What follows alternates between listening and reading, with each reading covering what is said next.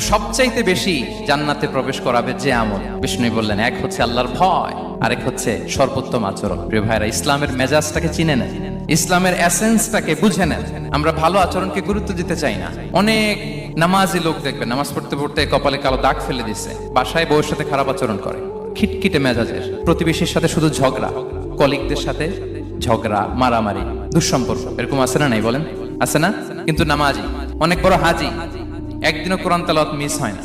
তো এত আবাদত করেও সে ইসলামের আসল এসেন্সটাকে ধরতে পারেনি। বিষ্ণু বললেন, সবচেয়ে বেশি জান্নাতে প্রবেশ করাবে যে দুটি আমল, একটি হচ্ছে তাকওয়াল্লাহ, আল্লাহর ভয়, আরেকটি হচ্ছে উত্তম আচরণ, সর্বোত্তম আচরণ। তো আমরা যেন উত্তম আচরণের অধিকারী হই, আমার স্ত্রীর সাথে যেন ভালো আচরণ করি, প্রতিবেশীর সাথে যেন ভালো আচরণ করি, ছেলে মেয়েদের সাথে যেন আমাদের অ্যাটিটিউডটা ভালো থাকে, আচরণটা ভালো থাকে, কলিগের সাথে যেন ভালো থাকে। বিশ্বনবীর আচরণ যেমন ছিল তেমন আচরণ যেন আমরা গড়ে তুলতে পারি। আওয়াজ করে পড়ুন আমিন।